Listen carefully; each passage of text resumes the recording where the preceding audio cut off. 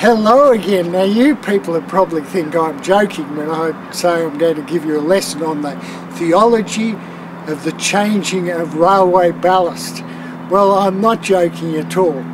Just over here, we're up on my balcony at the moment, but just over here beyond those trees there's the railway line. Here's a Google map which will give you some idea of what we're talking about. That's where I was there, where the mouse was.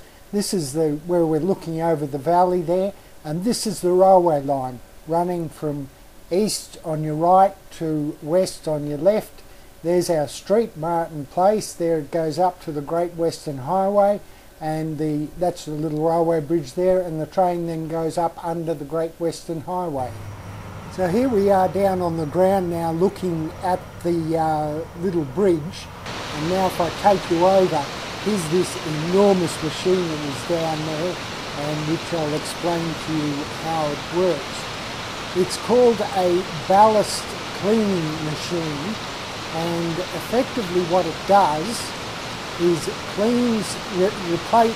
takes out all the ballast under the railway line, cleans it and replaces it.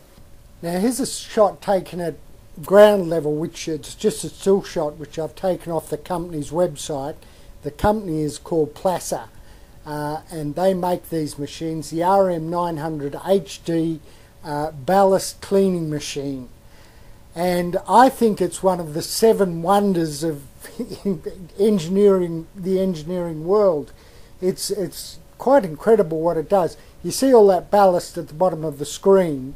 Well, that has to be periodically replaced. What happens is that with all the trains going over it and the vibration, the small particles get down in the bottom and it gets muddy, and eventually the whole railway track can float on this slurry underneath. And so periodically they found that they've got to replace this ballast, and this machine is what does it. Now, I don't know, 100 years ago it must have taken an army of 200, 300 men to do a job like this, or they probably didn't even ever replace the ballast. But this machine does it, and it does, the guy told me, 300 cubic metres an hour when it's running at its optimum. And anyway, I'll tell you a bit more about it when I go back to the video. Now in this shot we're looking west over the bridge, so it's over the other side of the bridge. When I took this video, the heart of the machine was virtually right underneath me, and that's what you just saw there at the beginning of this shot. This is where the ballast is actually picked up off the track. Now it's got these big scoops on the side that pick up the stuff from the side, and it's got like an enormous vacuum cleaner, I gather, underneath that sucks out all the other ballast out of it, and it brings it up into these conveyor belts. And this is the heart of the machine. What this bloke's supervising here is where it goes into the 2-stage cleaning process, and also it sorts out the big rock from the little rock. And then what I think is the marvel of this thing is there are conveyor belts going in 2 directions along this train, carrying to the, I think it's the front or the back, I'm not sure which, it carries the good ballast, which is going to be returned to the line into these big hoppers going up the front of the train, and then down the back the bad stuff. Now on this occasion they're tipping the bad stuff into this other train that's beside it on this little side conveyor going off. And there you can see the reject ballast, and in my research on their website I found out that that's recycled and used for making road surfaces when it's finished with. Now in the next shot we're just coming up to, this is what it looks like after the machine's been through and done its thing, and it's still pretty rough.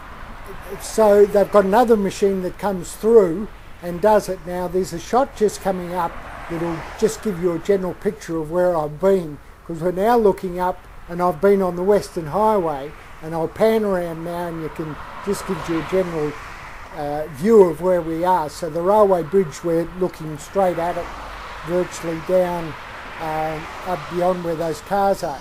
Now when it's all finished, there's still a few buckles in the rails and so on, So they have another machine that comes along, and then it vibrates all this stuff back into place and straightens up the rail, and then I gather the job is done. So there you have it, folks, the amazing ballast cleaning machine, which I've been editing this video all day. Now for the theological lesson. I think that this is a beautiful metaphor for what has got to happen to the Holy Roman Catholic Church.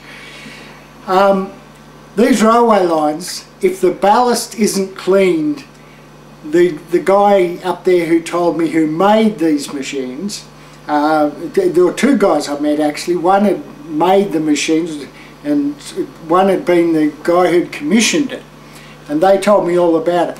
And the principle is this, that after a while the vibration of the trains going over the track makes this muddy mess at the bottom right down under the tracks, and the rail starts slipping all over the place, and it makes for an uneven ride, he said, an uneven ride. So I think what's got to happen is that the Catholic Church ought to clean its ballast too. 2,000 years of pent up rubbish under the church, and we need a third Vatican Council to clean it all out. Okay, thank you for listening. It's been a lot of fun making this.